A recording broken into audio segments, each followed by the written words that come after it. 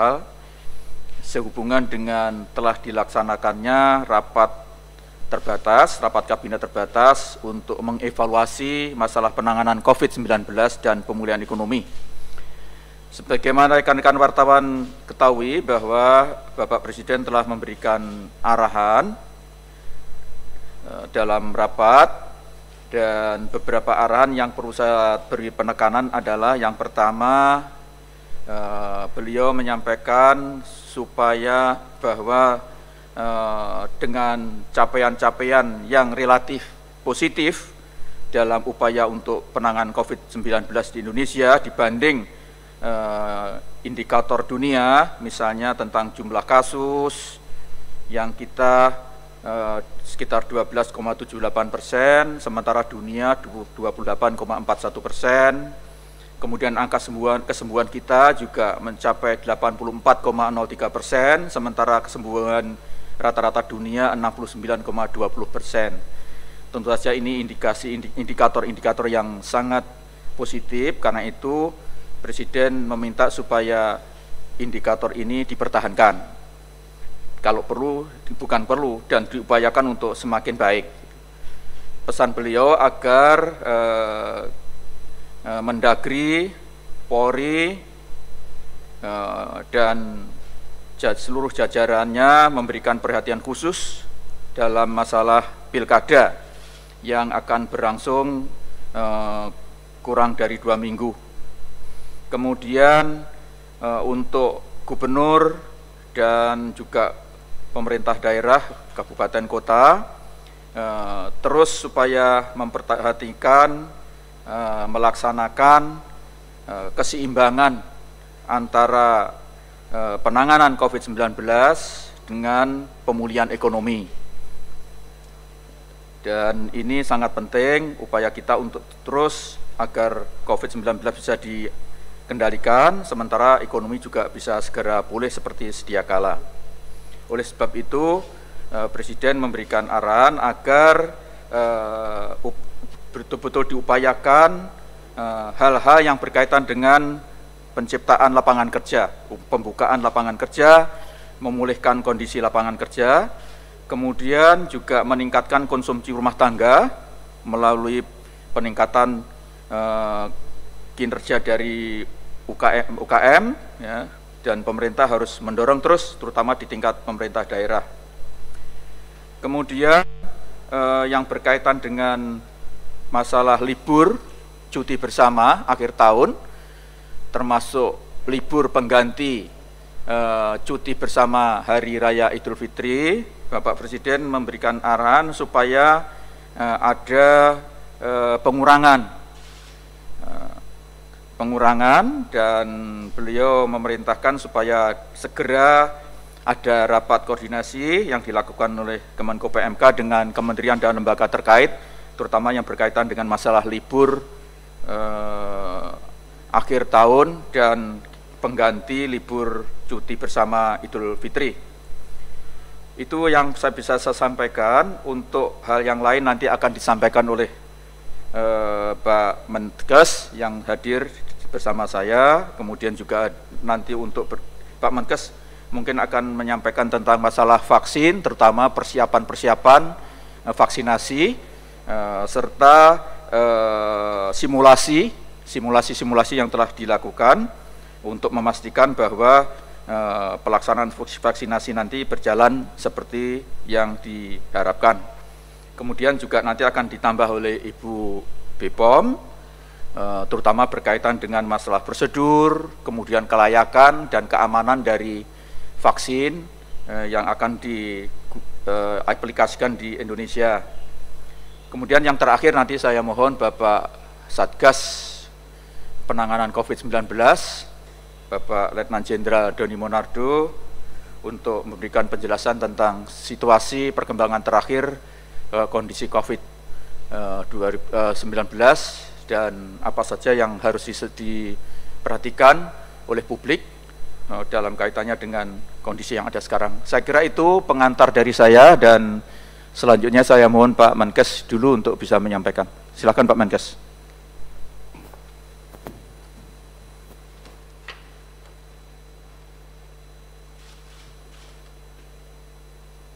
Terima kasih. Assalamualaikum warahmatullahi wabarakatuh. Salam sejahtera buat kita semua. Salam Om Swastiastu, Namo Buddhaya, salam kebajikan.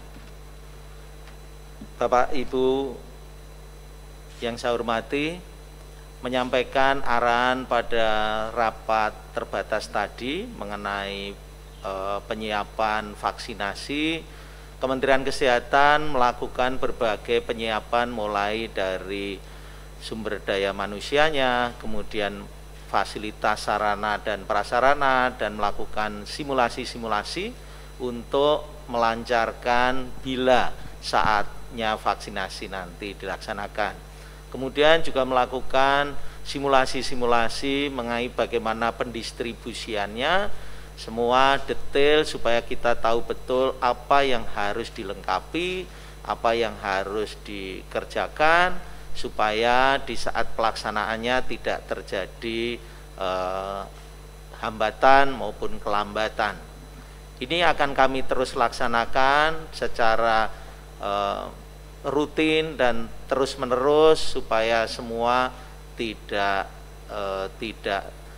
terjadi gangguan dan bisa berjalan dengan lancar.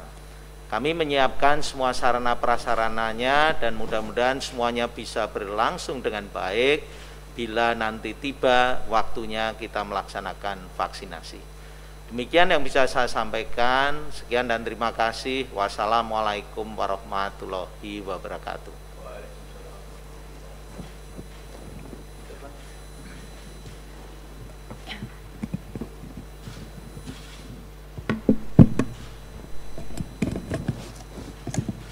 Bismillahirrahmanirrahim.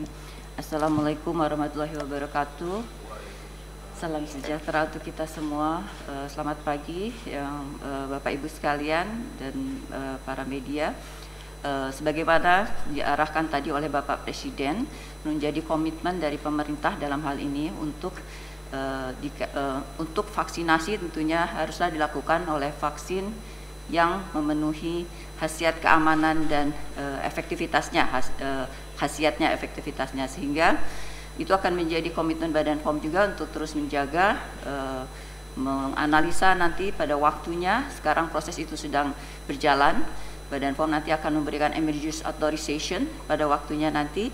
Sekarang data-data sedang dianalisa tentunya, walaupun uji klinik sudah selesai. Alhamdulillah aspek keamanan dalam uji klinik pantauannya baik, aspek mutu dari vaksin Sinovac juga baik. Sekarang kita sedang menunggu proses analisa sehingga nanti aspek keamanan efikasinya bisa kita dapatkan dan kita bisa berikan emergency authorization sehingga vaksinasi bisa dilakukan.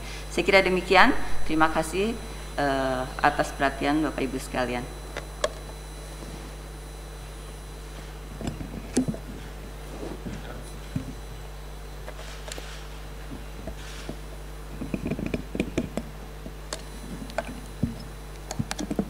Bismillahirrahmanirrahim. Assalamualaikum warahmatullahi wabarakatuh. Atas izin Pak Menko, saya akan memberikan penjelasan kepada teman-teman wartawan sekalian. Yang pertama, saya ingin memberikan penjelasan bahwa dalam beberapa waktu terakhir ini, pengendalian COVID sudah cukup baik sekali. Artinya, kasus aktif mengalami penurunan, lantas angka sembuhnya mengalami peningkatan. Walaupun angka kematian di Indonesia masih berada di atas angka kematian global. Tetapi ini pun mengalami penurunan. Yang beberapa pekan terakhir angka kematian berada pada posisi 3,3%. Pada hari kemarin sudah turun menjadi 3,19%. Membandingkan kasus Indonesia dengan global saat ini adalah terjadi selisih 15,65% kasus aktif Indonesia dengan dunia. Kasus aktif kita 12,78%, sedangkan kasus aktif dunia 28,43%. Di sejumlah negara terjadi kenaikan kasus yang sangat tinggi sekali. Demikian juga angka kesembuhan. Angka kesembuhan di tanah air kita dengan angka kesembuhan global, selisihnya sudah mencapai 14,83%, suatu selisih yang sangat tinggi sekali, yaitu di negara kita 84,03%, sedangkan angka kesembuhan global 69,20%. Prestasi ini tentunya harus kita jaga dan kita pertahankan. Namun, dalam beberapa hari terakhir, terjadi penambahan kasus di sejumlah daerah. Bahkan di ibu kota negara mencapai kasus yang relatif lebih tinggi dibandingkan waktu-waktu sebelumnya. 2 hari yang lalu, kasus mencapai 1.579 dan kemarin 1.300-an. Oleh karenanya, teman-teman wartawan sekalian, kita harus mampu mengajak seluruh komponen bangsa untuk patuh kepada protokol kesehatan.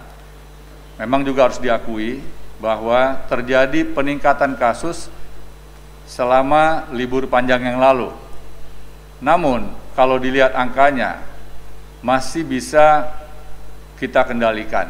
Artinya tidak lebih tinggi dibandingkan pada libur panjang bulan Agustus yang lalu. Sejumlah rumah sakit di Banten dan juga di Jawa Barat serta Jawa Tengah mengalami peningkatan sudah di atas 70% untuk ruang ICU. Sedangkan di Jakarta, angka keterisian ruang ICU mencapai 69,5%. Tetapi ini pun harus bisa kita upayakan untuk tidak menambah lagi. Sejumlah kasus yang ikut menambah terjadinya kasus selama libur panjang yang lalu adalah kegiatan-kegiatan kerumunan yang terjadi dalam beberapa hari terakhir, terutama di wilayah Bandara Soekarno-Hatta, Cengkareng, di wilayah Kelurahan Petamburan, dan juga wilayah Selipi, kemudian juga Tebet Timur, serta Megamendung. Kami mengajak kepada seluruh masyarakat yang ikut dalam aktivitas tersebut agar secara sukarela bersedia untuk melakukan swab antigen yang telah disiapkan oleh pemerintah dan juga Dinas Kesehatan DKI di sejumlah puskesmas. Pemeriksaan itu dilakukan secara gratis kepada masyarakat. Hal ini sangat penting agar bisa sesegera mungkin diketahui apakah mereka yang ikut kerumunan tersebut terpapar atau tidak. Apabila sudah positif terpapar COVID melalui pemeriksaan swab PCR, maka harus dilakukan langkah-langkah sedini mungkin, baik melakukan isolasi mandiri secara personal yang disetujui atau diberikan rekomendasi oleh petugas puskesmas, atau isolasi yang disiapkan oleh pemerintah. Hal ini adalah sebuah langkah upaya untuk melindungi kesehatan masyarakat. Karena pengalaman kita selama 8 bulan lebih, apabila gejalanya ringan, bisa sembuh 100%, angka kematian 0%. Namun, apabila gejalanya masuk ke fase yang lebih tinggi, yaitu gejala sedang, angka kematian mencapai 2,6%. Adapun masuk kepada fase yang lebih tinggi, yaitu gejala berat, angka kematian mencapai 5,5%. Dan ketika masuk kepada fase kritis, angka kematian menjadi sangat tinggi, yaitu 67,4%. Inilah tugas kita semua untuk menyampaikan pesan-pesan kepada masyarakat, agar secara sukarela bersedia melakukan pemeriksaan swab, apakah swab PCR maupun swab antigen. Sekali lagi, upaya untuk mengetahui secara dini akan sangat membantu percepatan penyembuhan. Dan yang terakhir, kami berharap ketegasan dari seluruh Satgas, baik di tingkat provinsi, kabupaten, kota, untuk melaksanakan aturan yang telah disusun oleh pemerintah daerah, baik itu peraturan yang bersifat perda maupun pergub, perbupati, dan perwali kota. Dan kami sekali lagi memberikan apresiasi yang setinggi-tingginya kepada daerah-daerah yang telah melakukan upaya-upaya penegakan sanksi dan penegakan hukum terhadap mereka yang melakukan pelanggaran protokol kesehatan. Sekali lagi, protokol kesehatan adalah solusi bangsa kita untuk bersama-sama melawan COVID ini.